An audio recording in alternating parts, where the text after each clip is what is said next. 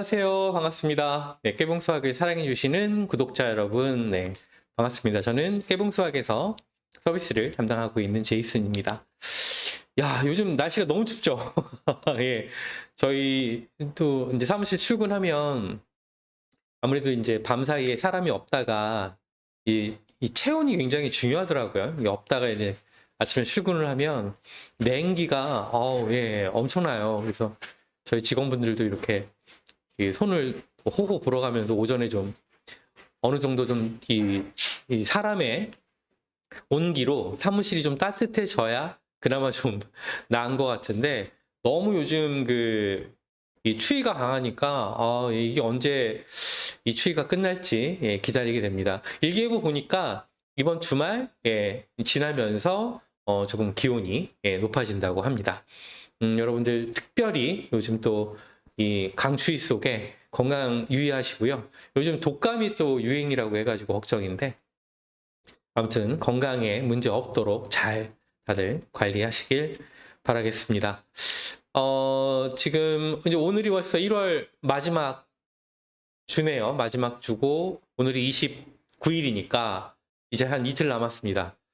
2026년이 된 게 불과 얼마 전인 것 같은데 어쩜 이렇게 빨리 시간이 가는지 모르겠습니다. 벌써 12개월 중에 1월이 12월 중에 1월이 지나가고 있습니다. 여러분들 연초에 세우셨던 올해 계획들 있으실 텐데 얼마나 지금 잘 되고 계시나요? 저도 개인적으로 뭐 간단한 좀 제 삶에 어떤 좀 변화를 주기 위해서 간단한 좀 습관들을 만들어 보려고 노력을 하고는 있는데 이게 또 참 계획한 대로 잘 되지 않죠? 예. 아무튼 여러분들 올해 계획하신 게 있으면 다들 계획하신 거 모두 다 뜻대로 이루시길 바라겠습니다. 자, 오늘 제가 또 여러분들과 함께 이 AI 시대의 교육, 또 우리 아이들이 미래에 가지게 될 직업, 그 사이에서의 수학 교육은 과연 어디로 가야 되는지, 우리 아이들 어떻게 수학을 가르쳐야 하는지 거기에 대해서 제가 준비한 자료를 가지고 여러분들과 함께 이야기를 나눠볼 텐데요. 오늘도 저희 PD님이 여러분들을 위해서 이 방송을 시청하시는 여러분들을 위해서 깜짝 또 선물을 준비를 해왔어요. 제가 방송하는 중에 중간에 말씀을 드릴 거니까 채널 나가시지 마시고 고정하시고 오늘 끝까지 저와 함께 해주시면 감사하겠습니다. 제가 대략 한 1시간 반 정도의 진행을 하거든요. 조금 길다고 느끼실 수도 있겠지만 제가 지난번하고 했던 내용하고 좀 오늘 업데이트를 좀 많이 해왔어요. 여러분들 끝까지 저와 함께 해주시고 점심 드시기 전까지는 제가 어떻게든 마무리를 해보겠습니다. 자, 그러면 제가 준비한 자료 가지고 여러분들과 함께 이야기 나눠보도록 하겠습니다. 자, 며칠 전이에요. 추적 60분에서 방송을 하나 했습니다. 자, 무슨 방송이냐? 바로 이 내용입니다. 당신 자녀의 직업은 안녕하십니까? 즉, 미래에 우리 아이들이 가져야 할 직업 또는 이미 이제 대학을 졸업하고 직업을 가져야 하는 그런 청년들의 지금 AI 시대에서의 상황을 집중 조명한 그런 방송이거든요. 유튜브에 지금 올라와 있기 때문에 여러분들 오늘 제 방송 끝나고 나서 지금 자녀를 두고 계신 분들이나 혹은 지금 막 취업 시장에 들어가 있는 직장을 구하려고 하시는 분들은 꼭 한 번씩 보면 좋은 방송인 것 같습니다.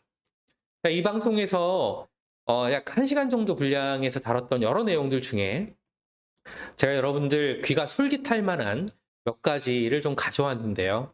첫 번째는 이겁니다. 저도 잘 몰랐는데 이 방송 통해서 알았어요. 보통 한 해에 이제 회계사 시험을 본 친구들이 회계사 시험을 통과를 해서 이제 정식적인 회계사가 되기 위해서는 일정 기간 동안의 수습을 거쳐야 한다고 합니다. 이제 훈련 기간이라고 하더라고요. 그래서 그 수습을 거칠 수 있는 기간이 뭐 이제 회계사 관련된 회계법인이라던가 한국회계협회라던가 이런 데서 이제 수습 기간을 거쳐야 되는데 그런 기관에서 이런 수습 회계사를 뽑아야 되는 거잖아요. 그런데 전체 예를 들면은 올해 100명이 회계사 시험에 통과를 했다라고 하면 그중에 약 26%만 수습기관에 등록이 됐다. 다시 말해서 무슨 얘기냐면 회계사 합격자 중에 74%는요 수습을 등록할 수 없는 상태가 되는 거예요. 그게 무슨 얘기냐면 정식 회계사가 될 기회를 못 갖는 겁니다. 계속 대기 상태로 있어야 되는 거예요. 자, 이게 왜 일어나느냐? 자, 초급 회계사들이 지금 AI로 대체되고 있다고 합니다. 방송 내용에서 나왔던 것 중에 초급 회계사들이 하는 내용 중에 상당 부분이 뭐냐면 자료 정리래요. 네. 소위 이제 엑셀로 기업들의 이제 각종 회계 자료들, 재무 자료들을 엄청난 양으로 받죠. 그 받은 자료를 이제 이 자료들이 어떤 항목별로 잘 이렇게 정제화가 돼 있는 자료면 좋은데 여러분들 기업에서 재무나 회계 쪽을 담당해 보시거나 데이터를 좀 다뤄본 경험이 있으신 분들은 아시겠지만 사실 기업이 오래되거나 그럴수록 기업에 축적된 자료가 굉장히 중구난방인 경우가 많습니다. 그렇기 때문에 이 회계사분들도 어떤 회사의 회계 일을 보려면 그 자료를 받아서 그 자료를 정리하는 게 가장 첫 번째 일이라고 해요. 그런데 이게 굉장히 자료가 많다 보니까 초급 회계사들, 소위 이제 막내 회계사들도 마찬가지인데 이걸 하는데 막 며칠씩 밤을 새워서 자료 정리를 한다고 합니다. 그런데 이 일을 지금 AI만큼 잘할 수 있는 사람이 없습니다. 왜 그럴까요? 너무 자명하죠.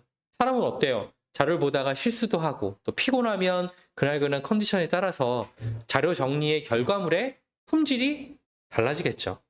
그런데 AI는 어떻습니까? 뭐 초반에 한 3년 전, 2년 전만 해도 뭐 인공지능한테 뭔가를 물어보면 뭘 맡기면 소위 할루시네이션이라는 환각 효과라고 하죠. 이런 게 있기 때문에 믿지 못한다라고 했었습니다. 그런데 그 환각 효과라는 거는 지금 저희가 쓰고 있는 인공지능 모델들이 쉽게 말해 확률형 모델이기 때문인데요.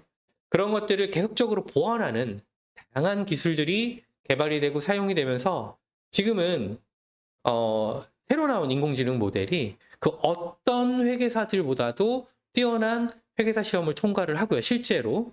그리고 이렇게 실제 그런 회계 업무가 필요한 회사들에서 초급 회계사를 뽑지 않는 실제로 우리가 그동안에 우려했었던 AI로 그 직종이 대체되는 현상이 나오고 있는 겁니다.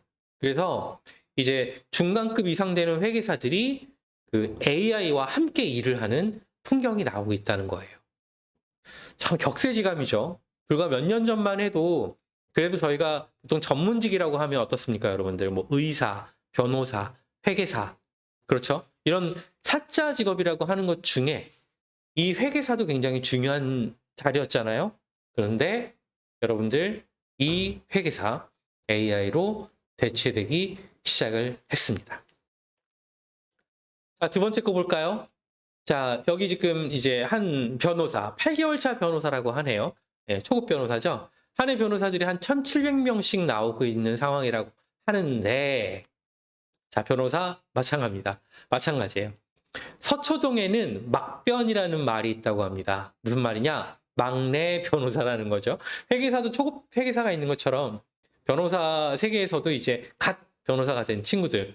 이 친구들이 하는 건 뭐냐 하면 어떤 그 사건 자료를 또 꼼꼼히 읽고 이 자료에서 중요한 건 뭐고 안 중요한 건 뭐고 이런 것들을 정리하는 일부터 시킨다고 합니다. 자, 그런데 이 일 역시 AI가 너무너무 잘한다라는 거예요. 그래서 마찬가지로 아까 회계사 보셨던 것처럼 중견급 이상 되는 변호사들이 또는 아예 로펌이라던가 법률사무소에서 이제 신입 변호사를 뽑지 않는 현상이 나오고 있는 겁니다. AI로 일을 시키고 있는 거죠. 제가 오늘 자료 준비를 하지는 않았지만 그 추정 60분의 방송에 그런 분들 계셨어요. 평범한 아이를 기르고 있는 가정 주부셨습니다. 그런데 소송건이 발생을 했어요. 이분이 소를 제기하신 분입니다. 예. 소송을 거신 분인데 피해를 받았어요. 그런데 변호사를 구하기에는 너무 이제 변호사 비용도 크고 뭐 굉장히 이제 어렵다 보니까 어떻게 해야 되나 막막하던 차에 주변에서 AI를 활용해서 한번 이 나홀로 소송을 진행을 해봐라 라는 조언을 듣고 실제로 AI와 소송을 하나씩 모르는 게 많으니까 얼마나 이제 AI한테 많이 물어봤겠어요. 그러니까 AI가 뭐 증거 자료는 이렇게 준비하고 증거 자료 중에선 이런 게 중요하고 이런 것들을 빠짐없이 챙겨줘서 결과적으로는 이분이 판결에서 승소를 했습니다. 정말 평범한 보통 우리가 법률 지식 잘 없잖아요, 그죠? 일반인들은. 그런 법률 지식 하나도 없는 분이 승소를 하신 거예요. 이런 사례가 나올 정도로 이제 AI는 우리가 알고 있던 소위 우리가 똑똑하다고 했던 인재들이 전문직을 가잖아요. 회계사 되고 변호사 되고 의사 되고 하지 않습니까? 검사 되고 그 자리를 이제 AI가 빠르게 대체하고 있다는 얘기입니다.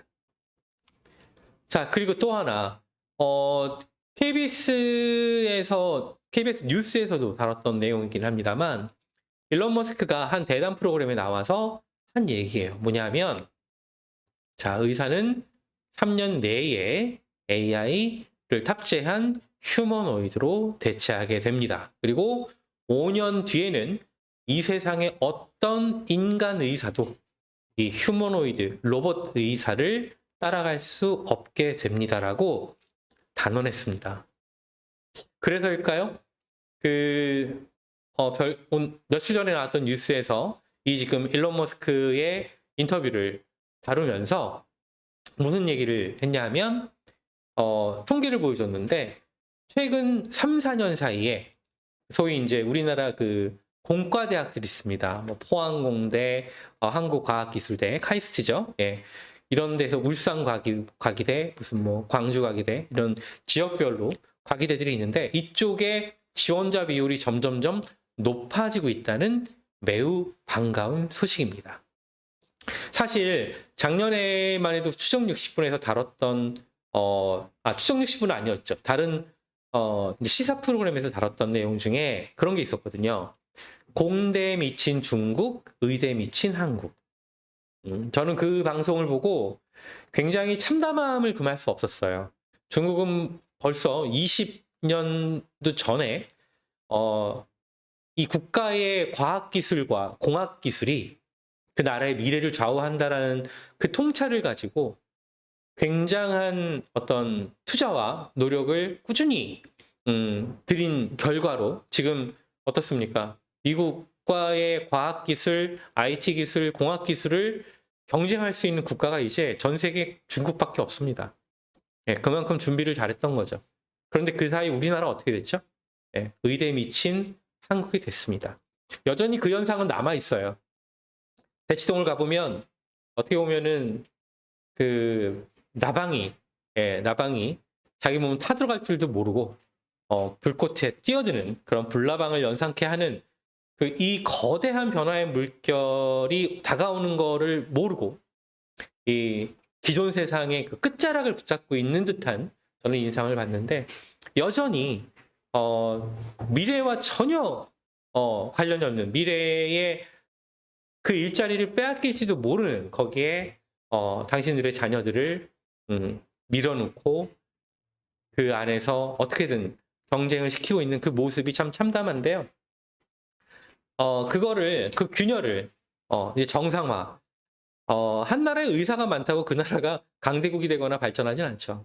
물론 아이들의 직업, 부모 입장에서는 아이가 안정적이고 돈을 많이 버는 그런 직업을 갖길 누구나 원합니다. 하지만 모두가 의사가 되는 그런 국가는 다시 생각해봐야 되지 않을까요? 그런 측면에서 굉장히 좋은 변화의 징조라고 저는 생각을 했고요. 아무튼 일론 머스크는 아주 호언장담을 했습니다. 그리고 테슬라에서 나오는 로봇은 올해 말부터 내년부터인가요? 이제 본격적으로 출시가 되고요. 올해 CES에서의 가장 화두도 바로 이 휴머노이드였습니다. 제가 재작년에 갔다 왔는데 그때는 저는 로봇을 좀 구경을 하려고 기대를 하고 갔었는데 당시에는 로봇이 거의 없었거든요. 네, 그리고 당시에는 AI가 이제 막 새로운 물결을 만들고 있을 때였기 때문에 약간 좀 과도기 같은 느낌이었어요. 그래서 기대했던 것보다 볼 게 많이 없어서 실망했는데 올해 CES는 정말 볼거리가 많았다고 합니다. 네, 올해 갔었어야 되는데 좀 아쉽네요. 자, 아무튼 이런 지금 시대입니다. 엄청난 변화의 물결이 여러분들이 우리 학부모님들이 생각하는 것보다 훨씬 빠르고 훨씬 강력하게 세상을 변화시키고 있습니다. 자, 그리고 또 하나 GPT 5.1이 우리나라 2026년 수능 시험의 수학 과목에서 한 문제 틀렸습니다. 96점 받았죠? 놀라운 일입니다. 자, 이거를 제가 보여드리면요. 어떤 학부모님들 정말 단편적으로 이런 질문을 하십니다. 그럼 이제 수학 공부 안 해도 되는 거예요? 자, 아닙니다. 전 세계의 IT를 이끌고 있는 저런 유명한 샘 알트먼이나 일론 머스크 또 전 세계의 대학을 이끌고 있는 그런 뉴스의 명문대의 교수님들 이구동성으로 무슨 얘기 하냐면 AI 시대일수록 수학 교육을 강화해야 됩니다 라고 이야기합니다. 그러면 또 이런 얘기를 하죠. 그럼 우리 아이들 지금 잘 수학 열심히 하고 있잖아요. 학원 보내고 맨날 막 죽어라 막 하루에 몇 시간씩 하고 있어요 라고 생각을 하세요. 잘하고 있다라고. 그런데 그게 아니에요. 지금 저기서 저분들이 이야기하는 수학은요. 진짜 수학을 제대로 배워야 할 때라는 이야기를 하고 있는 겁니다. 그러면 지금 우리 아이들이 배우는 수학은 진짜 수학이 아니에요? 네, 진짜 수학이 아닙니다. 제가 단언코 말씀드리는데 가짜 수학, 정말 심하게 말씀드리면 쓰레기 수학을 배우고 있어요. 무슨 얘기냐? 그러면 정말 제 얘기가 맞는지 한번 현주소를 들여다볼까요? 우선 여전히 수학 사교육비 굉장히 많이 지출을 하고 있습니다. 29조였어요. 예, 작년, 그러니까 2024년 기준이죠. 2025년, 작년 통계는 아직 안 나왔습니다. 제가 통계가 나오면 업데이트 할 건데 아마 또 새로운 기록을 쓰지 않을까 싶어요. 아무튼 거의 30조에 육박하고 이 중에 약 30%가 수학에 쓰입니다. 그러니까 어림잡아도 8조 구조가 우리 아이들 수학 공부 잘하라고 투자하고 있는 거예요. 누가? 학부모님들이. 자, 이것만 보면 그래 AI 시대에 수학 공부가 중요하다고 하니까 학부모 내가 부모된 입장으로 이렇게 돈을 많이 쓰고 있으니까 난 잘하고 있는 거야. 이렇게 생각하시겠죠? 자, 한번 볼까요? 그런데 교육부에서 매년 기초학력 평가를 합니다. 지금 보시는 그래프가 중학교 3학년 우리 아이들의 수학 기초학력 미달 비율이에요. 어떻습니까? 한눈에 보기에도 아까 2015년부터 2024년까지 투자 비용이 막 올라갔죠. 그런데 투자 비용이 올라가면 기초학력 미달 비율이 떨어져야 되잖아요. 그런데 어떻죠? 늘어납니다. 그럼 고등학교 2학년 학생들은 마찬가지죠? 늘어나고 있어요. 아니 도대체 이게 무슨 일이죠? 투자를 그렇게 하는데 왜 우리 아이들은 점점 더 수학을 못하게 되는 걸까요? 자, 또 하나 볼까요? 여러분들 너무 잘 아실 거예요. 이제 초등학생 자녀를 두신 학부모님들은 이 공포가 있습니다. 우리 아이가 중학교, 고등학교 올라가서 수학을 포기하면 어떡하지? 그러면 의대 못 가는데, 좋은 대학 못 가는데 이런 생각 하시죠? 솔직히 하시잖아요. 볼까요? 초등학생 때는 한 반에 10명이라고 하면 그 10명 중에 2명 정도가 수학을 이미 포기합니다. 어디서? 분수를 만났을 때. 자, 그리고 한 명은 어떻게 하기는 해요. 문제는 푸는데 자신이 없습니다. 나머지 7명 정도가 해볼 만한데 라고 따라간다고 해요. 자, 이런 친구들이 이제 중학교 올라가면 어떻게 됩니까? 이미 포기한 친구가 갑자기 중학교 올라가서 잘해요? 불가능합니다. 현직 교사님들이 말씀해 주시는 거예요. 절대 안 됩니다라고. 기적과 같은 일이래요. 그리고 초등학교 수학이 자신이 없어졌던 친구 중학교 올라가면 어떻게 됩니까? 거의 10중 8구가 포기를 하게 됩니다. 그리고 자신 있다고 생각했던 7명 중에 2명 정도가 이제 중학교 수학이 자신이 없어집니다. 그리고 5명 정도가 아직까지 해볼만 하다고 생각을 한다고 해요. 자, 이랬던 친구들이 이제 고등학교 올라오면 어떻게 됩니까? 이미 포기한 3명과 자신이 없어진 2명을 포함해서 이제 한 반의 절반이 수학을 포기하게 됩니다.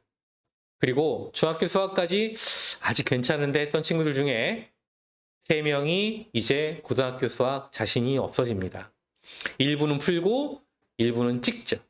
그러면 자, 나머지 한 반에 10명이라고 할 때 한두 명 정도만 나는 아직까지는 괜찮은 것 같아. 그리고 저 안에서 아주 극소수만이 고등학교 수학의 높은 점수를 받을 수 있는 게 지금 우리나라 수학 교육의 성적표라고 보시면 됩니다.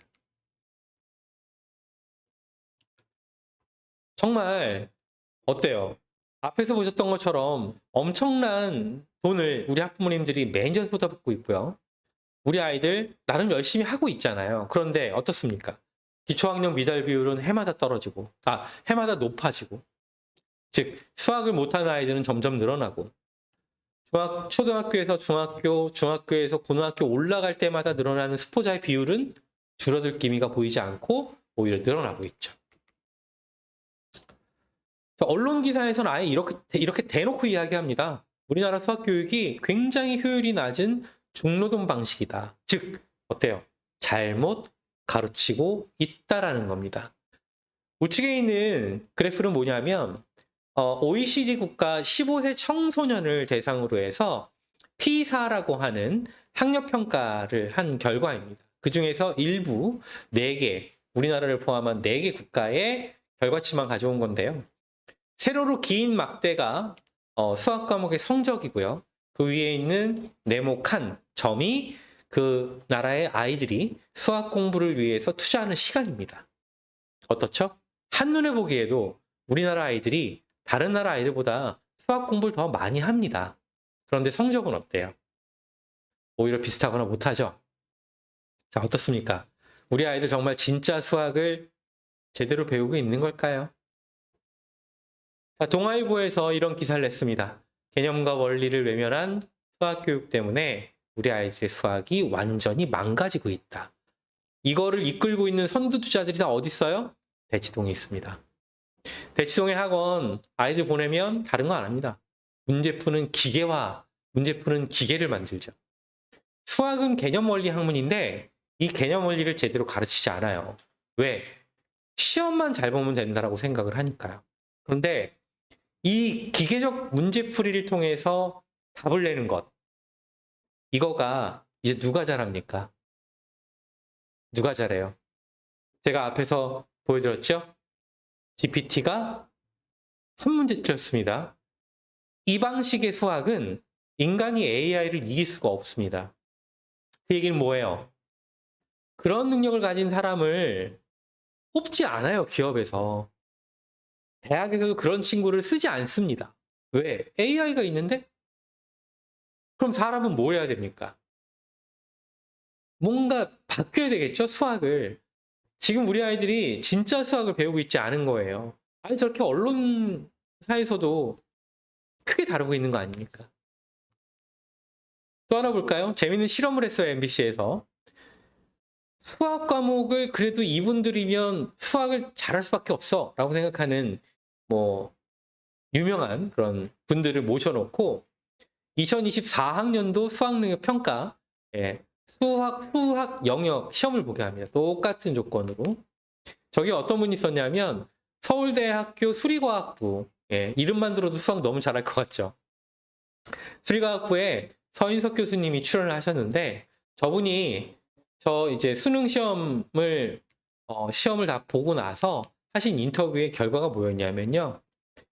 그 수능 시험이 문제 해결력과 1도 상관이 없는 그런 문제들이었다. 한마디로 좀 심하게 말씀드리면 쓰레기 문제들을 가지고 우리 아이들을 지금 대학을 들어갈 수 있냐 없냐를 평가하는 무모한, 무지막지한 지금 일들을 벌이고 있다는 이야기입니다. 자, 어떻습니까? 여기까지 보시니까 우리 아이들 진짜 수학 배우고 있는 것 같아요? 아니에요. 지금 우리 아이들 수학 이렇게 배우죠? 무조건 공식 외워. 이 문제 나올 거니까, 이런 유형의 문제 나올 거니까 이 문제는 이 공식 외워서 풀면 돼. 그리고 죽어라 반복해. 이렇게 가르치잖아요. 이거 아닙니다. AI 시대에 이렇게 하면 우리 아이들 다 망가뜨리는 거예요. 왜? AI와 경쟁시키는데 AI를 어떻게 이깁니까? 그래서 이 굉장히 유명한 수학계에 계신 분들이나 지금 리더들이 어떤 얘기를 하냐 하면 AI 시대 진짜 수학은 문제 해결력을 기르는 것이다 라고 이야기를 합니다. 여기서 말씀드리는 문제는요. 지금 그 수능 시험에 나오는 수학 문제들 같은 기계적으로 공식이나 요령을 가지고 풀어내는 그런 문제들을 얘기하는 게 아니에요. 그런 유형의 문제들 죽어라 반복해서 풀어서 그 문제만 푼다고 문제 해결력이 길러지지 않는다라는 이야기를 하는 겁니다. 왜냐하면 여러분들 우리 아이들이 잘하면 보통 그렇잖아요. 산업 현장에 나가거나 아니면 어떤 연구 활동을 하거나 보통 그 두 가지가 되지 않습니까? 직업이라는 게 육체적인 활동을 뭐 한다고 해도 마찬가지지만 그런 여러 가지 현장 활동에서 가장 누가 일을 잘하는가를 따지는 건 다른 게 없어요. 그 일을 하면서 나오는 정말 처음 맞닥뜨리는 여러 가지 다양한 문제들을 또는 삶을 살아가면서 나오는 여러 가지 문제를 얼마나 현명하게 본인만의 방식으로 잘 해결해내는 능력이 있느냐. 그런 사람들을 우리는 뭐 속된 말로 야, 저 사람 해결사야 막 이런 얘기도 하죠. 그런 사람들이 똑똑한 거고 그런 사람들이야말로 이제 AI 시대에 진짜 인재로 불리게 된다는 겁니다. 왜냐하면 AI는 그동안 우리 인류가 만들어놨던 다양한 문제들과 그런 거에 대한 해법들을 굉장히 많이 학습을 했기 때문에 우리가 알고 있는 정해진 유형의 문제는 AI만큼 잘 풀 수 있는 인간은 세상에 존재하지 않습니다. 심지어 최근에는 인공지능이 인간이 풀지 못했던 수학 난제도 해결을 하고 있는 상황이에요. 이런 상황에서 언제까지 우리 아이들을 저런 앞으로 쓰이지도 않을 그런 쓸데없는 쓰레기 같은 문제들을 푸는데 거기 나오는 그 문제를 풀기 위한 공식들을 죽어라 외우고 요령을 반복하는 일에 한 달에 수십만 원씩 많게는 100만 원 넘게 써가면서 그런 일들을 유지하실 건지 저는 지금이라도 정말 조금만 여러분들 유튜브나 아니면 언론 기사나 지금 세상이 어떻게 바뀌고 있고 진짜 어떤 교육을 받아야 되는지 조금만 찾아보시면요. 하다못해 인공지능한테만 물어봐도요. 지금 아이들 수학 그 학원 보내시는 거 당장 멈추게 됩니다. 자, 그러면 AI 시대에 이렇게 진짜 문제 해결력을 기르려면 우리 아이들 수학 공부 어떻게 해야 되느냐? 사실 여러분들 이미 해법은 나와 있고요. 잘 알고 있어요. 계산은 단순한 기계적 계산은 AI한테 맡기고요. 우리 아이들은 생각하는 데 집중해야 되거든요. 간단합니다. 수학이라는 건 굉장히 이 어떤 문제 해결력과 그 문제를 풀기 위한 사고의 과정, 추론의 과정 이런 것들을 단련시키고 발달시키기에 너무너무 좋은 학문인데 그게 바로 이 개념과 원리를 가지고 문제를 해결해 나가는 그런 학문이기 때문이거든요. 수학이라는 학문의 이건 어떻게 보면 특성과 같은 겁니다. 그렇기 때문에 무엇보다 개념과 원리를 얼마나 깊숙이 제대로 우리 아이들이 이해하고 그것을 내가 응용하고 활용할 수 있느냐가 결국에는 문제를 해결해 나가는데 중요한 어떤 자산 같은 게 되는 거거든요. 그리고 나서 그걸 통해서 정말 그 깊은 생각과 깊은 사고를 요구하는 좋은 문제들을 가지고 아이들이 그 문제를 풀기 위해서 곰곰이 생각하고 다양한 방식으로 시도를 해보면서 문제를 해결해 나갈 때 그 과정 속에서 길러지는 힘이 바로 생각하는 힘과 문제 해결력이에요. 부모님들이 착각하시는 게 아이가 수학 문제를 보면 막 빨리 공식 딱 끄집어내가지고 막 풀어요. 답을 딱 내요. 그러면 야, 우리 아이 문제 잘 푼다 이렇게 얘기하시죠. 그거는 문제를 푸는 게 아닙니다. 네. 그건 문제를 푸는 게 아니고 어떻게 보면 그냥 외운 거를 누군가가 예를 들면 그렇게 물어볼 수 있어요. 우리나라의 조선시대에 다섯 번째 왕은 누구예요? 이렇게 물어봤을 때 그거 외워서 답하잖아요. 그거랑 똑같은 과정입니다. 그게 아니라 개념과 원리를 이해해서 문제를 풀어내게 되면요. 빨리 푸는 게 문제가 아니고 그걸 내가 어떤 개념과 원리를 응용해서 이걸 어떻게 조합하고 어떻게 확장해서 푸는가의 과정이 너무너무 중요하고 그 과정 속에서 아이의 뇌가 폭발하듯 활성화되고 사고력이 증강을 한다는 거거든요. 그렇게 공부를 해야 되고 그렇게 수학을 배워야 되기 때문에 지금 우리나라 수학 교육이 잘못됐다는 걸 일찌감치 발견하고 통찰력을 가지고 깨봉수학을 만들어내신 분이 바로 조봉환 박사님이세요.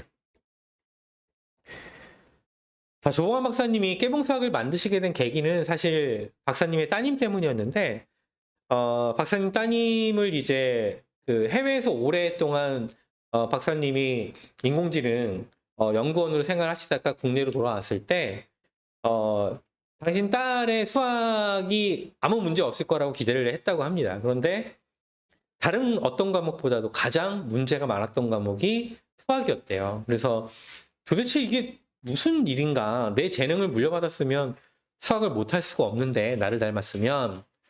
그래서 봤더니 교과서를 먼저 봤죠. 어떻게 배우나. 그랬더니 세상에 본인이 이제 한 2, 30년 전에 공부했던 그 방식 그대로 배우고 있더라는 거예요. 거기서 첫 번째 충격을 받았고 두 번째는 그때 구몬인가를 하고 있었대요. 그래서 문제를 봤죠. 구몬 뭐 별거 있습니까? 앞에 개념 원리 살짝 해주고 문제 푸는 거잖아요. 아무 쓰잘데기 없는 문제들을 풀고 있는 거예요. 죽어라. 거기서 두 번째 충격을 받았다고 해요. 그래서 야 이거 큰일 났다. 이렇게 해서는 내 딸의 미래가 없다. 그래서 직접 그때부터 이제 퇴근하면 집에 와가지고 당신 내 딸을 가르치기 시작을 했다고 합니다. 그러면서 연구를 하신 거죠. 어떻게 하면은 우리 아이를 잘 가르칠 수 있을까 연구를 했는데 박사님은 수학 천재세요. 이게 이제 어렸을 때부터 그런 재능을 타고 갖고 태어나셨고요. 그걸 잘 모르셨대요. 본인이 그런 재능이 있으신지. 근데 이제 점점 성인이 되면서 주변에 많은 사람들과 이제 그 교류를 하다 보니까 이게 나한테만 있는 특별한 재능이구나 이런 걸 이제 깨닫게 된 거죠. 근데 그 재능이 뭐냐면 어떤 수학 개념이나 원리나 어떤 숫자를 보면 박사님은 그게 이미지로 연상이 된대요. 머릿속에 자연스럽게 떠오른다라는 겁니다. 저는 처음에 그 얘기 들었을 때 약간 멍해지는 기분이었어요. 왜냐하면 저는 그게 상상이 안 되니까 그 머릿속에 뭐가 그려지는 거지? 라는 게. 그런데 제가 이 회사 와서 저희는 깨쳐라고 부르는 영상이 있습니다. 제가 뒤에서 이제 샘플을 보여드릴 텐데 깨쳐라는 학습 영상이 저희 깨봉에서는 교재와 똑같아요. 거기에 이제 박사님이 그 타고난 수학적 재능 있죠. 수학의 개념과 원리나 숫자를 보면 이미지가 떠오른다.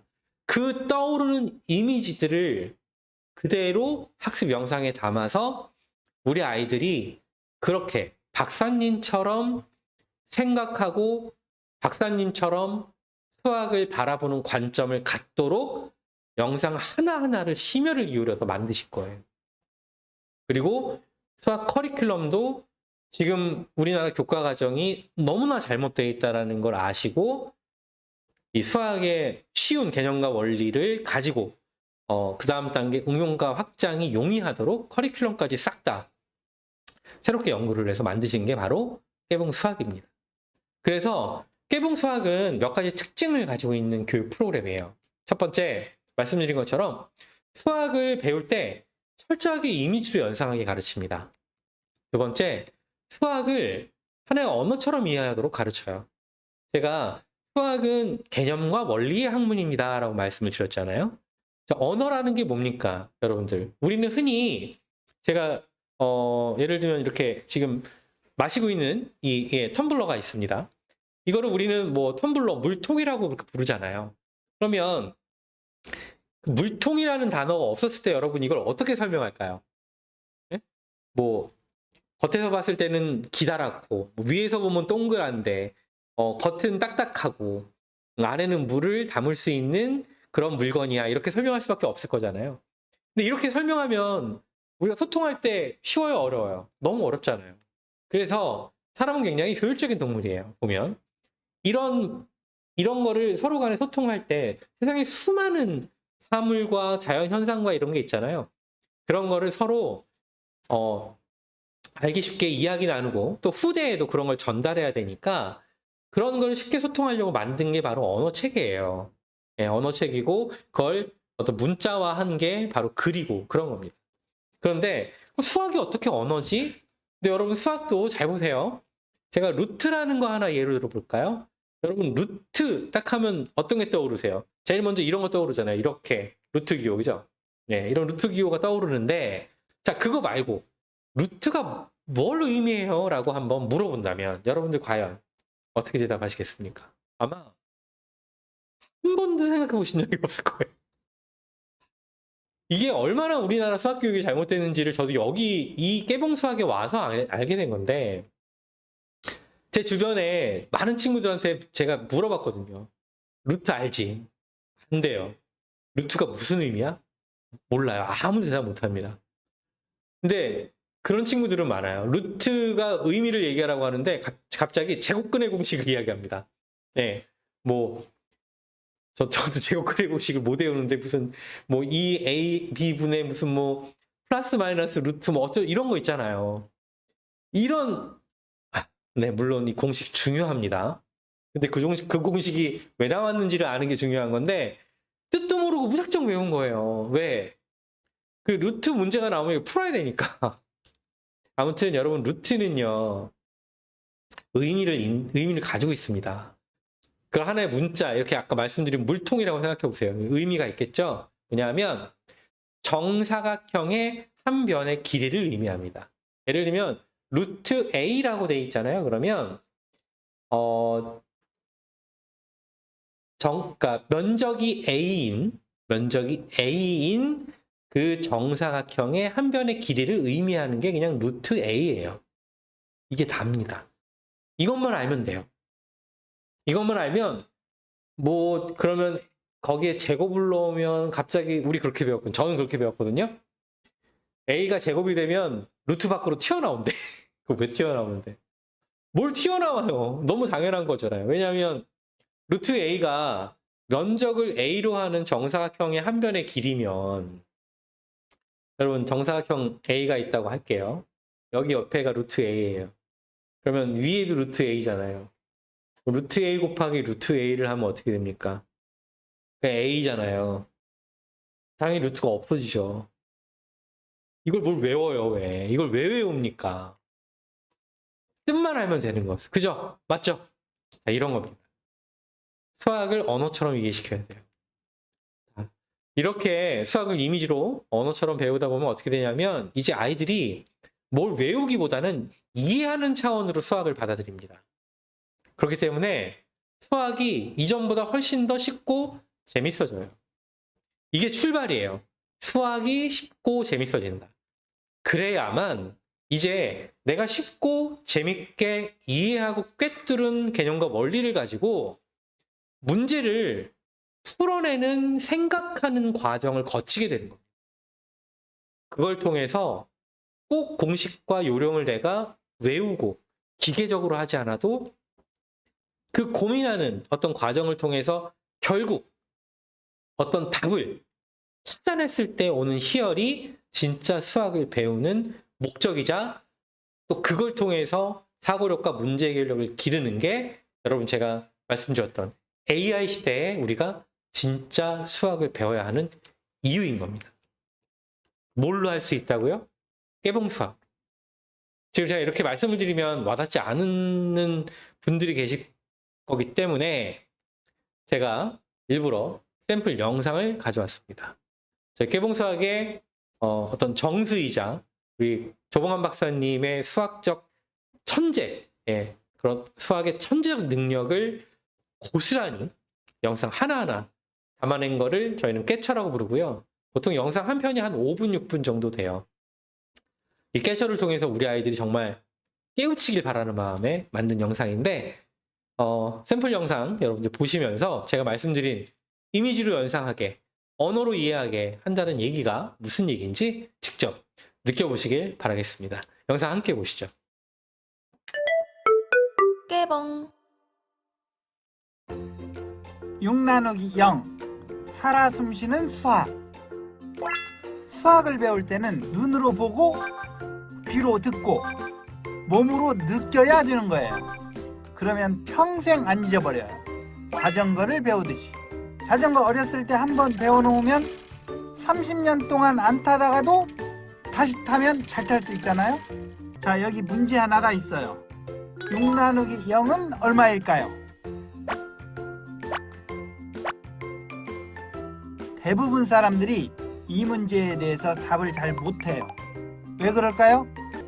수학은 고도의 추상적인 학문이에요. 그러니까 감이 안 오는 거예요. 추상적이란 말은 쉬운 말로 무시한다는 거예요. 수학은 무시. 깨봉에서 가장 중요한 말 중 하나인데, 무시하고서 수식만 써놓은 것은 우리가 감을 잡을 수가 없잖아요. 그래서 추상적인 것을 다시 형상화를 하는 거예요. 보이는 이미지를 만들어내는 거죠. 6 나누기 0은 6을 0으로 나누라고 하는 거니까, 나누기는 뭐예요? 나누어 주는 거. 언제까지? 없어질 때까지. 자, 먼저 6 나누기 3을 한번 해볼까요? 사과 6개를 이렇게 3개씩 1명 나눠줬고 2명 나눠줬고, 그래서 답이 2. 6 나누기 2는 6 나누기 1은 이제 6 나누기 0을 해봐요. 원숭이가 나눠주려고 등장했네요. 하나 주려다가 0의 뜻이 없다 하니까 다시 가져와야 돼요. 하지만 1명 나눠준 거예요, 0개를. 그리고 또 나눠주고 물론 가져와야죠. 나누기는 없어질 때까지 나눠주는 거니까 계속 나눠줘야 해요. 그래도 6개 남아있어요.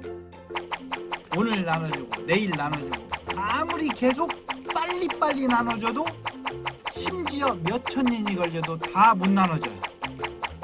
평생 나눠주다가 어떻게 돼요? 결국 쓰러져 죽어요. 죽었죠?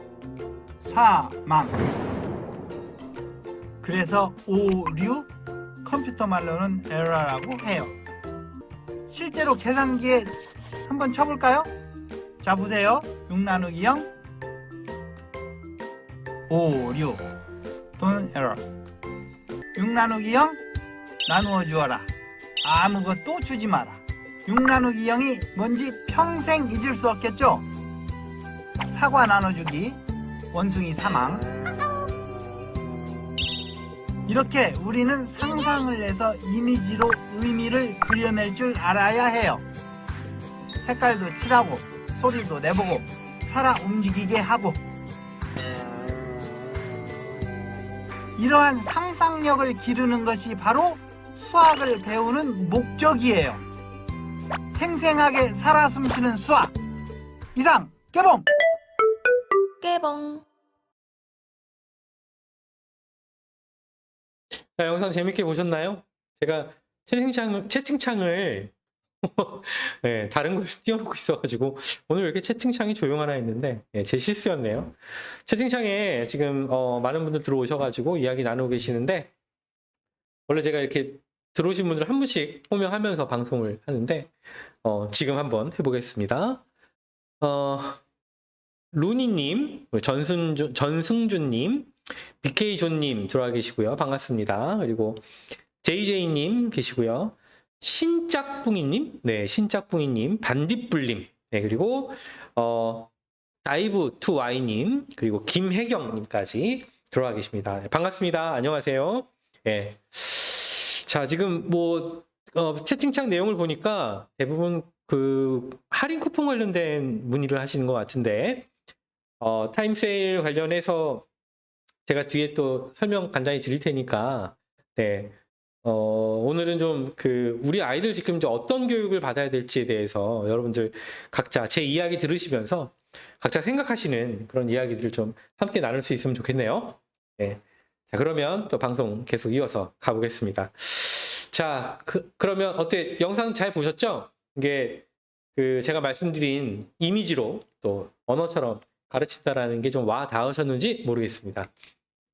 와닿지 않으신 분들도 계시기 때문에 영상 하나 더 준비했어요. 예, 삼각함수의 비밀을 다룬 영상인데 이 영상에서 이제 사인을 가르칩니다. 사인이 뭔가, 우리는 사인을 어떻게 그동안에 알고 있었는가를 정말 뼈 때리는 그런 영상인데요. 여러분들 이 영상 보시면서 야, 정말 깨봉 수학이 이렇게 참 참신하고 아이들 쉽고 재밌게 개념과 원리를 이해할 수 있도록 하는구나 라는 거 느껴보시길 바라겠습니다. 영상 같이 보시죠. 이 문제를 한번 풀어보세요.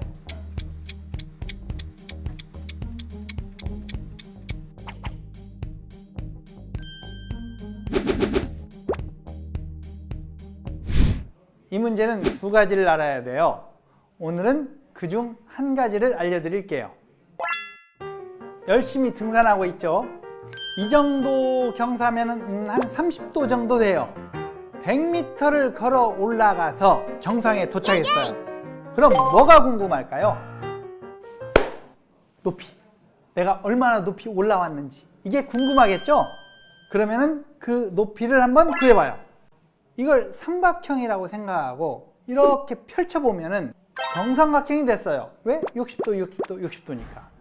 그럼 세 길이가 모두 같으니까 높이는 걸어간 거리의 반. 여기서 핵심은 걸어간 거리의 반. 이게 중요한 거죠.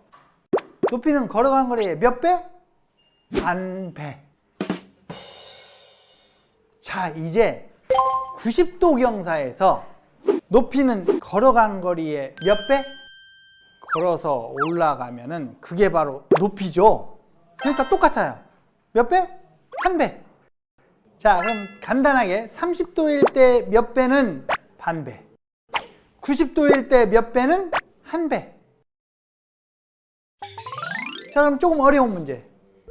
70도일 때 높이는 걸어간 거리의 몇 배? 아, 이거 몇천 년을 계산해도 안 나와요. 이런 걸 물어보면 수학의 매력, 묻는 대로 답하기. 높이는 걸어간 거리의 몇 배? 말하려니까 좀 길잖아요. 전 세계 사람들이 똑같은 말로 사인. 그럼 이 문제는 묻는 그대로 바로 답. 70도일 때 사인. 이것이 질문이자 답. 수학 언어로는 사인 70도. 그럼 아까 걸 보면은 이것은 사인 30도. 이것은 사인 90도. 수로 말하라고 하면은 2분의 1 반배니까 이것은 1 똑같으니까 한 배. 그럼 사인 0도는 말뜻 0도일 때 높이는 걸어 올라간 거리 몇 배? 안 올라가니까 아무리 가도 높이는 0, 0배. 사인 0도는 0, 0배. 사인 150도는 말뜻 150도일 때 높이는 걸어간 거리의 몇 배? 150도는 180 빼기 30이니까 30도일 때하고 똑같네요, 높이가. 그러니까 사인 30, 2분의 1. 여기서 사인 150도로 물어보는 것보다 사인 180 빼기 30으로 물어보면 더 고맙죠. 바로 알려주니까. 바로 사인 30하고 똑같다는 걸 알으니까. 30도 뿐만이 아니라 어떤 각도 x에 대해서 사인 180 빼기 x는 그냥 사인 x. 당연하겠죠? 사인 마이너스 30도는 마이너스 나오니까 어지러워져요? 그럴 필요 없죠? 30도는 이렇게 올라가는 거니까 마이너스 30도 거꾸로 이렇게 내려가는 거죠? 내려가면 높이도 마이너스 거꾸로니까. 그래서 30도 올라간 거에다가 그대로 마이너스만 붙이면 되겠죠? 사인 30도에 마이너스. 끝! 이것도 공식으로 외우면 안 돼요. 공식은 뼈에 새겨지는 거예요. 이 문제를 풀 수 있는 첫 번째, 오늘 배운 사인. 두 번째는 다음 시간을 기대해 주세요. 이상, 개봉! 어떠세요? 영상 재밌게 보셨나요? 이제 어디 가서 야, 나 삼각함수 좀 아는데 이렇게 자랑하실 수 있을까요? 오늘 배우신 사인에 대해서 주변 분들한테 한번 물어보세요. 사인이 뭔지. 그러면 아마 거의 다 대답 못 하시는 분들이 많을 겁니다. 아무튼 영상 2개 보셨는데 제가 말씀드린 깨봉이 이미지로 연상하게 또 언어처럼 가르친다라는 게 좀 와 닿으시나요? 제가 문제 하나를 가져왔는데 이게 뭐냐면 싱가포르의 수학 시험 문제입니다. 싱가포르는 초등학교를 졸업할 때, 즉 중학교 입학을 할 때 시험을 보는데요. 그 시험의 결과가 그 아이들의 대학 진로까지 결정을 하게 되는 굉장히 중요한 시험입니다. PSLE라고 하는 시험인데요. 2019년도에 PSLE 수학 문제 중 가장 어려웠다라고 평가받는 문제를 가져왔어요. 자, 문제에 지금 보시면 위아래에 반원이 3개, 2개씩 해서 총 5개가 있습니다. 저 반원의 지름은 모두 동일한데 저 반원의 지름이 얼마인가를 묻는 문제예요. 자, 싱가포르도 2018년도까지는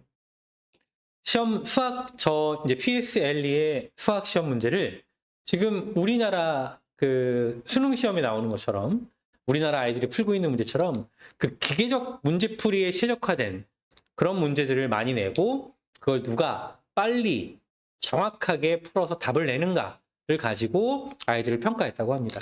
그런데 싱가포르 교육청은 훨씬 전부터 고민이 깊었다라는 거죠. 뭐냐면 세상은 점점 IT로 발전이 되고 있고 점점 세상에 다양한 문제들이 많아지는데 이렇게 정형화된 문제를 기계적으로 푸는 애들을 과연 인재라고 선발하는 것이 맞겠는가?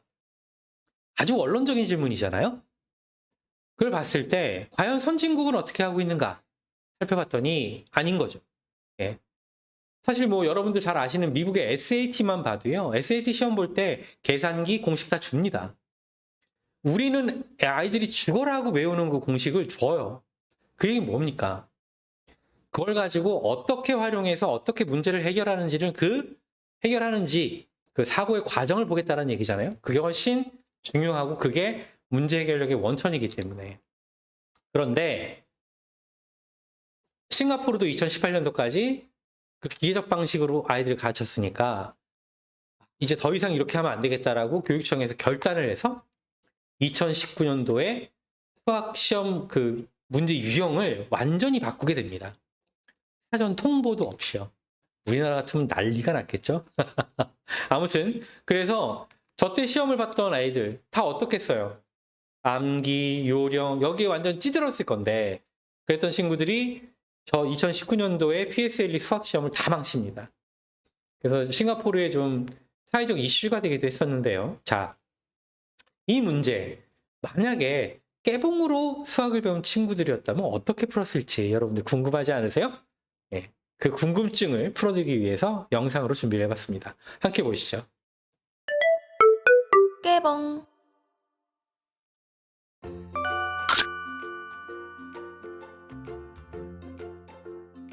이 문제를 한번 봐요. 5개의 똑같은 반원이 있고요. 그것의 지름을 구하라는 문제예요. 이 길이를 구하라는 거죠. 먼저 문제를 보고 항상 생각해야 할 것은 뭐예요? 쉽고 아는 것으로. 어떻게? 무시. 사실 여기서 구하라는 것은 지름이니까 여기 원하고는 전혀 상관이 없어요. 원을 무시. 그리고 선이라고 생각해요.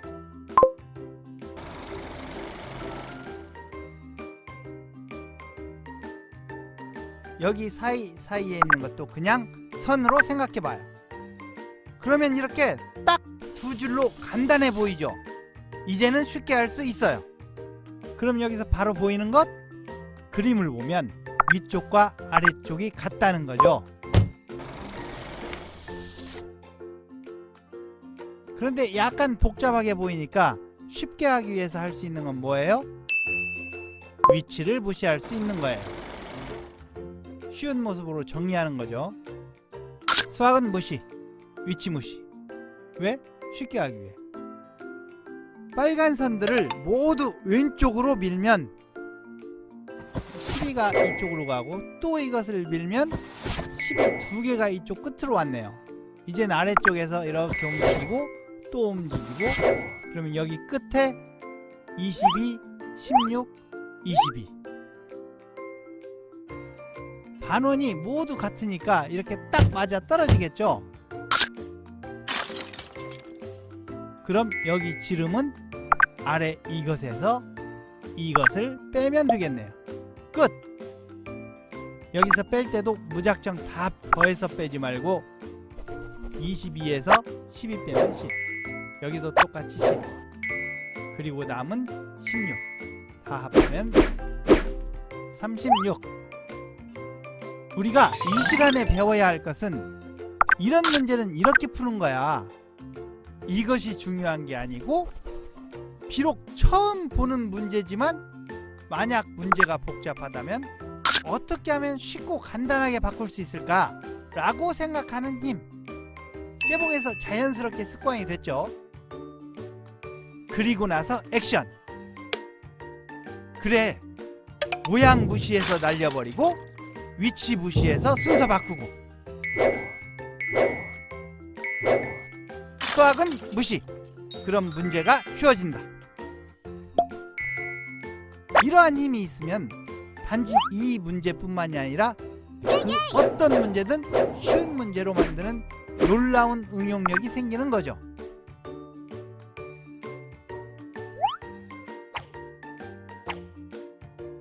이상 개봉! 깨봉. 자, 영상 재밌게 보셨나요? 저 문제를 깨봉으로 수학을 배웠다면 어떻게 풀었을지를 영상으로 보여드렸는데, 영상 속에 공식이 나오나요? 요령이 나오나요? 아닙니다. 정말 단순한 더하기와 빼기라는 개념만 알면 돼요. 그 이외에는 뭡니까? 저 문제가 무엇을 묻는지 핵심에 집중하고 그거를 풀기 위해서 문제를 해체하고 재조립하는 그 과정이거든요. 이게 바로 문제 해결력이에요, 여러분. 그거를 길러내기 위해서 잘 깊이 있게 알고 있어야 되는 게 바로 더하기와 빼기, 그리고 더하기와 빼기의 성질, 길고 짧은 건 뭐 대복만 안다라는, 같은 건 무시해도 된다라는, 이런 아주 우리가 수학뿐만이 아니라 앞으로 일상생활을 하면서도 유용하게 쓰일 만한 아주 그런 핵심적 진리들, 원리들을 잘 이해하고 있으면 풀 수 있는 문제라는 겁니다. 영상이 나가는 사이에 이제 김혜경님은 사인이 이런 뜻이 있었다니. 맞습니다. 저도 깜짝 놀랐습니다. 방승호님이 좀 고민이 있으시네요.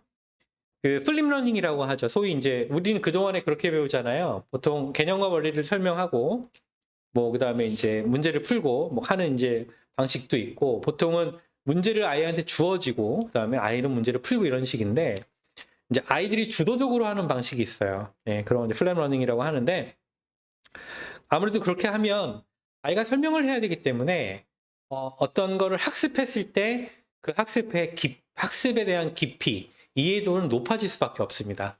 왜냐면 남한테 설명하기 위해서는 내가 잘 알고 있어야 되기 때문에 굉장히 교육적으로는 굉장히 좋은 하나의 교수법 중에 하나거든요. 자, 이런 수학학원을 다니고 있대요. 작년 3월부터니까 꽤 다니셨네요. 그죠?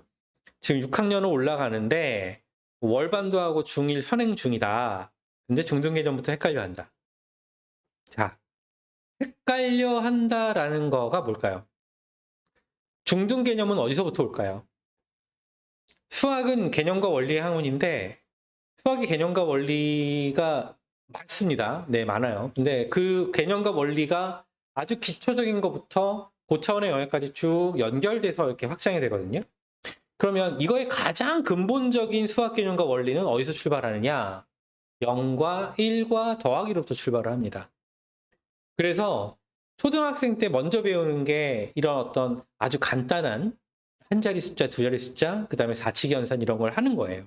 그런데 여기서 이제 문제는 뭐냐면 사칙 연산을 만만하게 보고 굉장히 깊이 있게 다루지 않고 씩씩 넘어가요.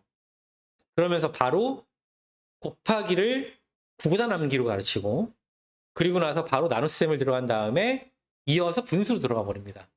이게 정말 지금 아주 악명 높은 우리 교과 과정에 뜯어 고쳐야 될 부분 중에 하나인데 이 부분을 정말 제대로 이해하고 넘어가야 되거든요, 우리 아이들이. 그런데 아이들마다 이해의 속도, 이해의 깊이는 다 다릅니다. 그렇기 때문에 충분한 시간을 줘야 돼요. 특히나 더하기 빼기는 이 눈에 보이기 때문에 아이들이 이해하기가 그나마 편한데 이제 곱하기라는 함축적 개념. 곱하기는 뭐냐면 더하기의 반복입니다. 그러면 나누기는 뭘까요? 빼기의 반복이에요. 없어질 때까지 빼기 위해서 나온 겁니다. 이런 식으로 자, 곱하기라는 개념으로 압축되어 있기 때문에 그럼 더하기의 반복인데 이걸 어떻게 하면 쉽게 설명해 주지? 이런 고민들이 들어간 상태에서 아이들이 곱하기라는 것을, 곱셈이라는 것을 이해할 시간을 줘야 되는데 우린 그렇지 않다라는 거죠. 그래서 조봉환 박사님이 항상 강조하시고 책도 냈잖아요. 구구단 절대 외우지 마라. 여기서 외우지 마라는 건 무슨 뜻이냐면 뜻도 모르고 무작정 외우지 마라는 뜻이에요. 곱하기가 어떤 원리인지도 모르면서. 자, 방승호님, 자녀분이 중등 개념부터 헷갈린다는 건 무슨 얘기냐면요. 중등 개념들이 우리나라 교과정도 어쨌든 뛰어나신 분들이 만들었어요. 기초 개념을 확장해서 그 다음에 나올 개념들을 주로 다룹니다. 기초 개념이 정말 뿌리 깊게 연결되어 있느냐, 그걸 통해서 확장된 방식으로 중학교 개념을 배우느냐에 따라서 아이가 중학교에서 나오는 수학 개념을 이해하냐, 못하냐가 결정됩니다. 그런 측면에서 저는 지금 방승호님이 그 뒤에 이제 개봉을 하면 옆에서 봐줘야 하고 기다려줘야 한다. 수학은 기다림의 학문이에요. 그동안에 우리가 잘못 알고 있었습니다. 수학은 속도의 학문인 줄 알았잖아요. 왜? 정해진 시간 동안 누가 문제 많이 쌓아놓고 기계적으로 착착착 풀어내느냐 이걸 경쟁했잖아요. 그 수학은 쓰레기 수학이었던 거예요. 이제는 더 이상 필요 없습니다. 이제는 깊게 사고하고 오래 사고할 수 있는 힘을 길러주는 방식으로 수학을 가르쳐야 돼요. 많은 문제를 푸는 게 아니라 적은 문제라도 양질의 문제를 오랫동안 고민해서 풀 수 있는 환경을 조성해 주는 것. 그러려면 어떻게 해요? 부모님이 기다려야 됩니다. 아이가 개념 원리를 잘 이해했는지 그 개념 원리를 통해서 한 문제를 풀더라도 이 아이는 어떻게 생각해서 이 과정을 풀었는지. 비록 답이 틀려도 좋아요. 왜? 답이 맞고 틀리고는 결과일 뿐이고요. 진짜 공부는 어느 과정이에요? 문제를 처음 보고 문제를 해석하고 본인 나름대로 해체하고 필요한 개념과 원리를 끄집어내서 자기 나름대로 이걸 재조립하고 확장하면서 뭔가 이게 답인 것 같아라고 그 끌고 나가는 과정. 이 과정이 진짜 수학 공부이기 때문입니다. 저는 방승호님이 잘 하시고 계시다고 믿고 있고요.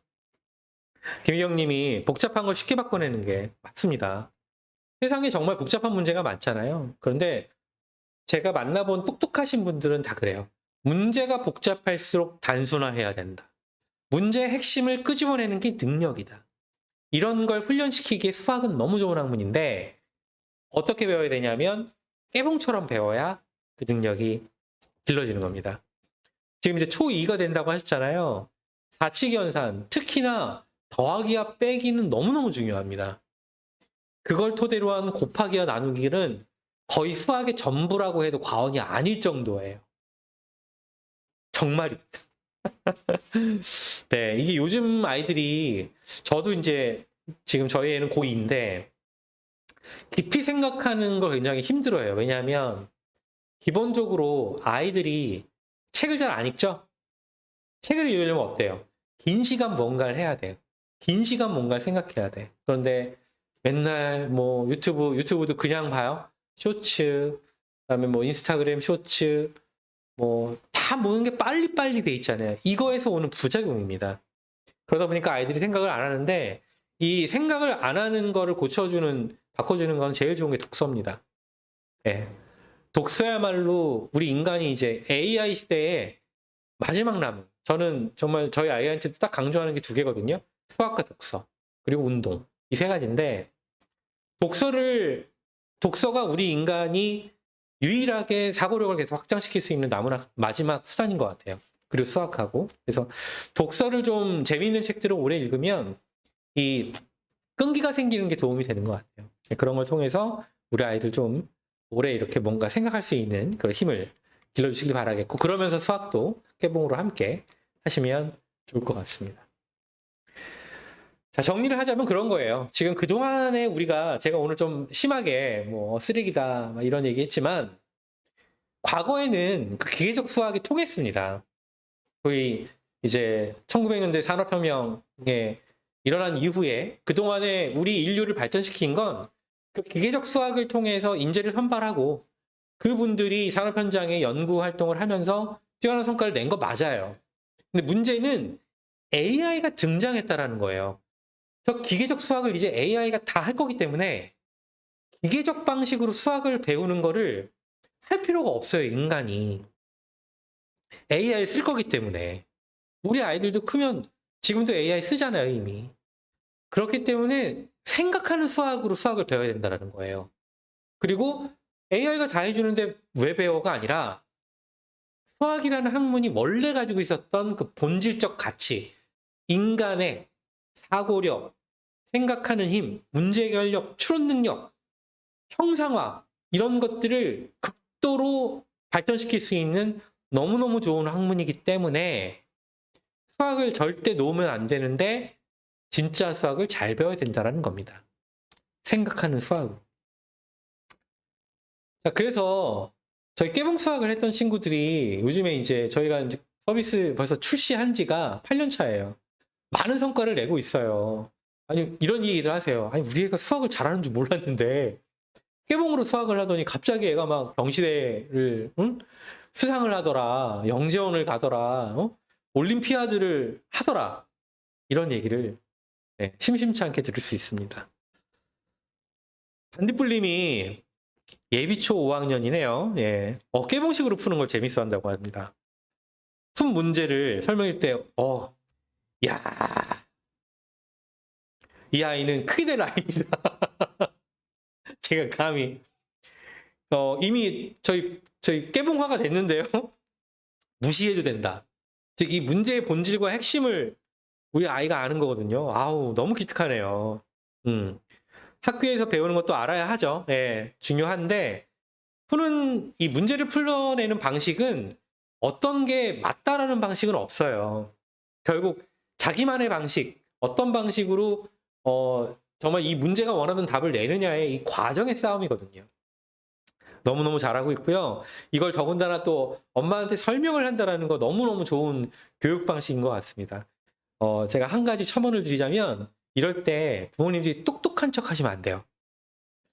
부모님이 똑똑한 척 하면요, 아이들이 입을 닫습니다. 제가 어느 굉장히 교육학 쪽에 유명하신 분의 인터뷰를 봤는데, 부모님이 약간 모자란 척 한 집의 아이들이 더 지능 발달이 좋다라는 연구 결과도 있대요. 더 말을 많이 하고 자기 생각을 더 잘 말한답니다. 너무 당연한 거 아닌가요? 부모님이 너무 똑똑하니까 애가 기가 눌리잖아요. 축구. 그래서 아이들이 막 얘기할 때 막 그렇게 맞장구 쳐주세요. 세상에, 나 이거 엄마 아빠 몰랐는데 너 어떻게 알았어? 야, 대단하다. 열심히 노력했구나. 이런 반응을 보여주시면 아마 우리 아이 더 신나서 열심히 할 것 같습니다. 네. 엄마 땐 무조건 공식 외우고 풀었는데, 맞아요. 그러지 말라고 하고 있다고. 너무 잘하고 계시네요. 네, 그런데 아이디가 너무 어려우신데 끝에만 OBY님이 안녕하세요 주셨습니다. 예, 늦게 입장하셨네요. 네, 이제 제가 앞에 재밌고 중요한 얘기 많이 하긴 했는데 이제라도 오셨으니까 반갑습니다. 네. 자, 아무튼 우리 김혜경님 또 뭐 반딧불님 다들 말씀 참 감사하고요. 방송우님 잘하고 계신 것 같고 우리 반딧불님도 잘 굉장히 하고 계신 것 같습니다. 응원하겠습니다. 자, 그리고 드디어 제가 이제 타임세일 말씀을 드릴 건데 지금 채팅창에 맨 위에 고정 링크 있고요. 방송 나가고 있는 본문 안에도 링크 있습니다. 그 링크를 타고 저희 깨봉수학 홈페이지 오셔가지고 로그인을 하셔야만 할인 쿠폰을 받으실 수가 있고요. 저희 1년 구독은 대략 6만원, 2년 구독은 대략 10만원까지 오늘 할인이 가능하고요. 내일까지 선착순 100명이에요. 그러니까 이 타이밍을 놓치지 마시고 아직 깨봉 못 해보신 분들이나 아니면 이미 깨봉하고 있는데 이 기회에 조금 더 구독 기간 늘려놔야 되겠다 하시는 분들은 미리 오늘 내일 기회를 이용해서 꼭 할인 받아보시길 바라겠습니다. OBY님이 현재 아이들 1년째 이용 중인데 동시 이용 중이시군요. 반응이 좀 어떠신지 모르겠습니다. 무엇보다 중요한 건 우리 아이가 수학을 받아들이는 태도, 또 수학을 풀어나가는 그 과정에 있다고 생각을 하는데요. 어떤 반응인지 댓글 남겨주시면 좋을 것 같고요. 방수구님이 깨봉은 속도전과 문제 푸는데 습관 들기 전에 하면 좋을 것 같아요. 맞습니다. 그리고요, 이거는 비단 깨봉뿐만이 아니고요. 수학이라는 학문 자체가 속도전과 기계적 문제풀이를 하기 위한 거는 어떻게 보면 그냥 단적으로 얘기했을 때 AI의 등장 이전 시대와 AI 등장 이후 시대로 나눴을 때 AI 등장 이전 시대에나 통했던 방식이에요. 이미 여러분들 AI 시대라는 건 다 아시잖아요.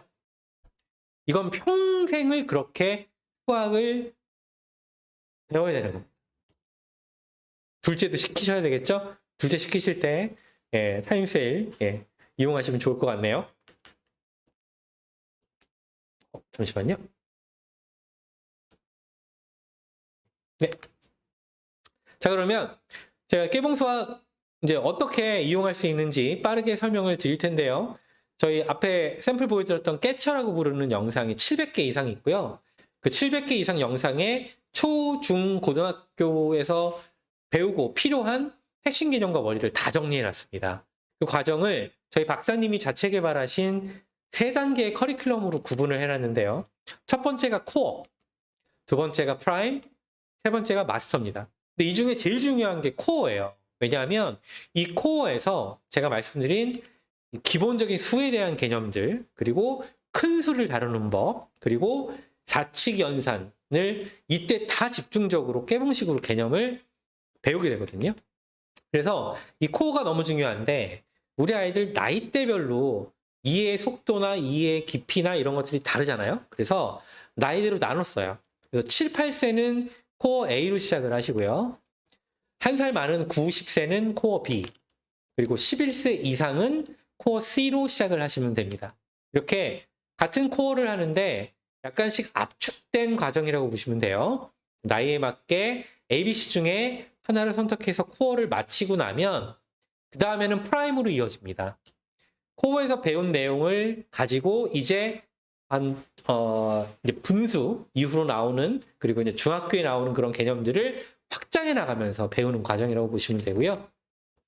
그리고 마지막으로 남은 게 마스터 1, 2예요. 이때는 이제 프라임에서 배운 그런 개념과 원리들 이런 것들 가지고 이제 훨씬 더 중학교 이후와 고등학교에서 필요한 개념과 원리까지 배우는 단계라고 보시면 됩니다. 자, 이렇게 전체 코어부터 프라임까지, 프라임 마스터를 배우는데 저희 깨봉에서 추천해드리는 진도 기준으로 하면 대략 3, 4년 정도가 걸리고요. 아이들마다 좀 이해의 속도가 느릴 수도 있잖아요. 그렇다고 해도 4, 5년이면 저희 깨봉으로 초중고에서 필요한 핵심 개념과 원리들을 차분하게 깊이 있게 배워갈 수 있다는 게 저희 커리큘럼만의 강점이 아닌가 싶습니다.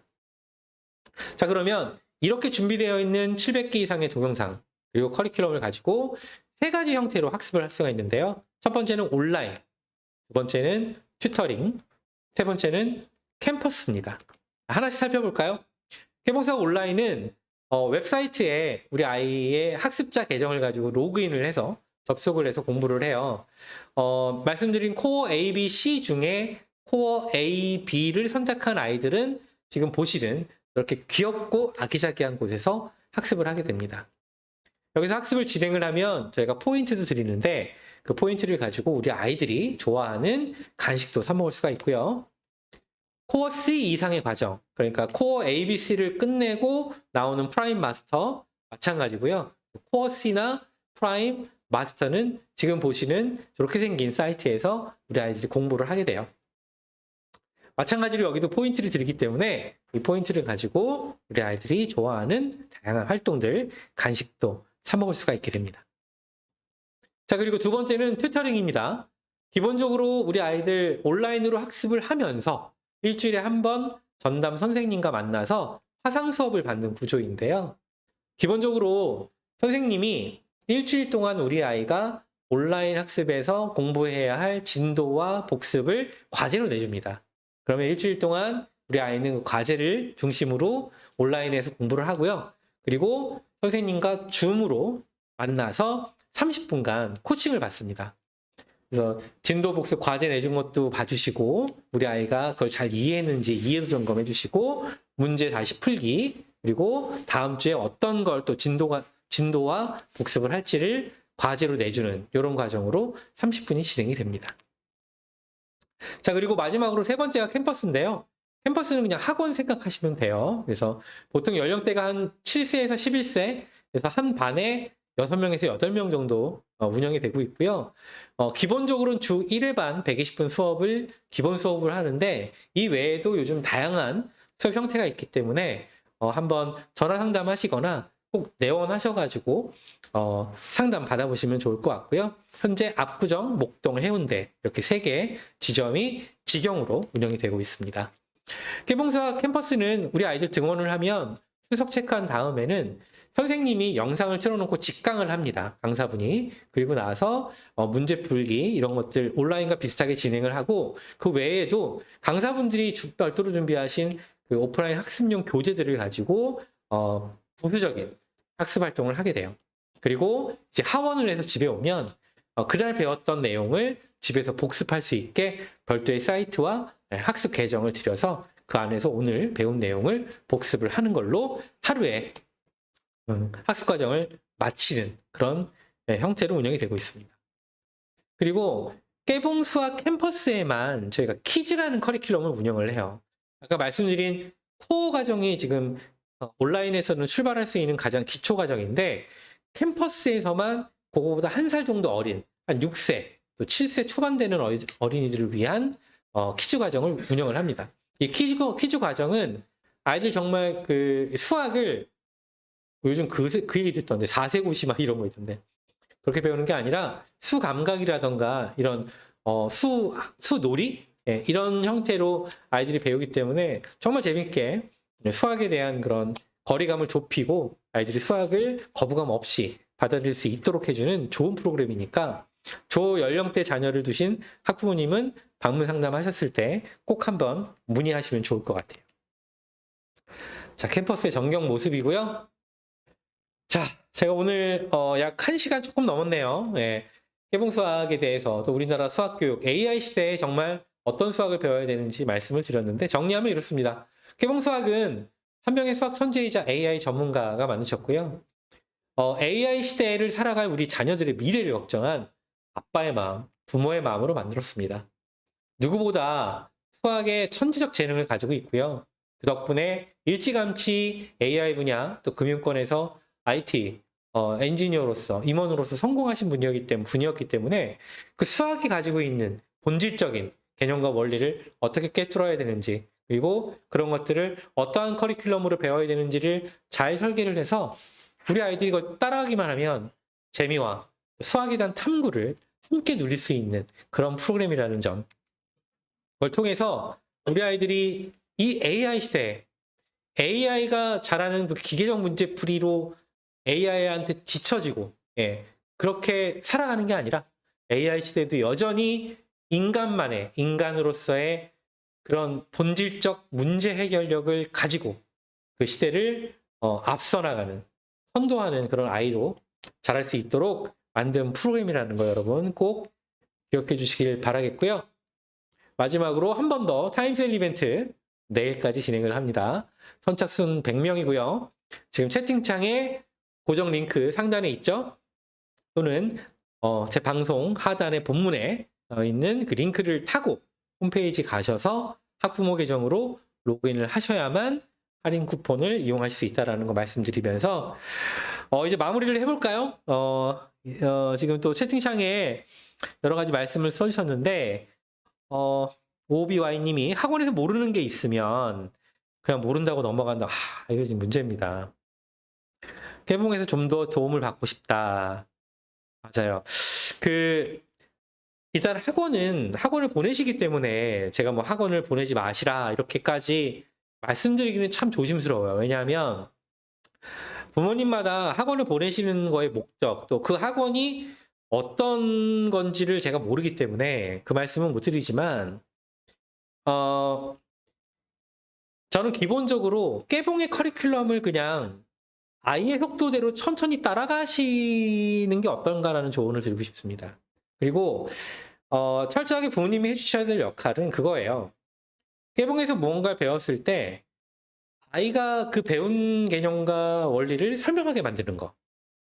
부모님은 잘 모르는 척 하시고 그리고 진짜 모르는 것도 많아요, 부모님들이. 그래서 아이가 깨봉에서 내가 배운 거를 잘 숙지하고 그것을 자꾸 활용할 수 있는 환경을 조성해 주는 거, 그걸 중심으로 가시는 게 맞지 않을까? 그러니까 학원의 속도, 학원의 과정, 깨봉의 속도, 깨봉의 과정이 서로 다르잖아요. 근데 중심이 없으면, 뭐가 주다라는 게 없으면 아이도 아마 굉장히 혼란스러워할 것 같습니다. 네. 그래서 그렇게 좀 말씀을 드리겠고요. 깨봉을 한다고 해서 당장 학교 성적이 안 나올 수도 있어요. 왜냐하면 여전히 학교에서 푸는 문제들은 그런 기계적 풀이에 특화되어 있기 때문에 아이가 개념과 원리를 본인의 방식대로 천천히 학습해 나가는 것과는 차이가 날 수도 있거든요. 결국에는 기다려 주셔야 될 것 같아요. 기다림이 필요할 것 같고, 대신에 아이가 개념과 원리를 잘 이해했는지를 점검해 주시는 과정은 필요할 것 같다. 쪼꼬미님 반갑습니다. 초3, 예, 아직 안 보내는데 시작해 보려고요. 깨봉을 시작하신다는 말씀이신가요? 네, 그렇다면 대환영입니다. 네, 응원하고요. 아이들이 읽기 너무 어렵습니다. 꼬띠코라고 읽어야 되나요? 초등 교사분이시네요. 아이가 깨봉하는 거나 유튜브로 공개하는 영상, 많이 배우신다고. 네, 아이고, 네, 반갑습니다. 우리 아이들 학교에서도 깨봉 응용해서 가르치시면 되게 좋을 것 같아요. 방과 후 부진 학생 지도할 수 있게 저희가 이제 학교 쪽에 공급을 하려고, 참 제가 정말 선생님들 많이 만났고요. 제가 서울시 교육청의 장학사님들도 많이 뵀고요. 뭐 연구원님들, 교사분들도 이루어진 연구원님들 많이 뵙고 다양하게 해봤는데, 이게 지금 우리나라 교육부에서 틀어지고 있는 이 교육제도가 너무 병폐가 많아요. 네, 이거가 바뀌지 않으면 저희 같은 혁신적인 교육 프로그램이 학교 현장에 들어가기가 쉽지가 않습니다. 저희가 원하는 방식대로. 그래서 저희도 참 안타까운데 이 제도적 뒷받침과 변화가 필요하다는 생각이 좀 들고요. 네, 아이가 코어 A 과정을 하고 있는데, 네, 코어 A를 하시면요, 코어 B나 C를 하실 필요 없어요. 코어 A가 가장 촘촘하게 잘 되어 있는 겁니다. 코어 B나 C는 코어 A를 응축한 거기 때문에 같은 거라고 보시면 됩니다. 하실 필요 없고요. 그럼에도 불구하고 뭐 워크북을, 코어 C는 지금 저희가 워크북이 없고요. 코어 B 워크북을 사신다고 하시면 별도 구매는 가능해요. 그래서 요거는 저희 고객센터에 연구를 네, 그럼 코어 B 워크북을 별도 구매를 가능하시니까 저희 고객센터로 한번 문의 주시면 저희 상담하시는 직원분이 자세히 안내해 드릴 겁니다. 예, 받아보시고요. 자, 마지막으로 점심시간 다 됐기 때문에 마지막으로 하나만 더 볼까요? 오비와이님이 고학년이다 보니까 깨봉만 할 수 없을 것 같은 불안감, 이 불안감이 문제인데 이 불안감 잘 생각해 보세요. 어디서 오는지. AI 시대의 중심의 과거로부터 오는 불안감인지 AI 시대의 미래에 대한 불안감인지를 잘 생각해 보시길 바라겠고요. 그렇죠. 지금 코어 C 하시나 보네요.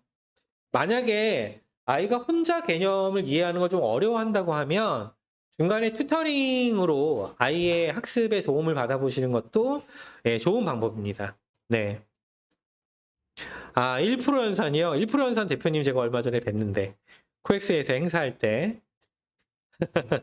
네, 알고 있습니다. 네, 근데 모르겠어요. 일단 저희는 저희만의 좀 공급 방식과 그런 형태를 생각하는 게 있는데 아무튼 지금의 어떤 제도와 이런 걸로는 저희가 좀 접근하기는 쉽지 않아서 예. 예, 아무튼 우리 코티코님 현직 선생님이시니까 제가 의견 잘 수렴해서 앞으로 좀 어떤 좋은 긍정적인 변화를 끌어낼 수 있을지 제가 서비스 담당자로서 잘 연구해 보도록 하겠습니다. 자, 지금까지 1시간 반 정도 방송 진행을 했는데 여러분들 끝까지 저와 함께 시청해 주셔서 너무너무 감사하고요. 예, 아직도 추위가 기승입니다. 이번 주까지 많이 춥다고 하니까 여러분들 건강관리 유의하시고 저는 또 다음 달에도 더 재밌는 유익한 방송 여러분들한테 여러분들 자녀분들 교육에 도움이 될 만한 그런 따끈따끈한 뉴스거리들 가져와서 여러분들과 재밌는 이야기 나눠보도록 하겠습니다. 여러분들 그러면 다음에 뵐 때까지 건강관리 잘 하시고 지금까지 저는 깨봉수학의 제이슨이었습니다. 감사합니다.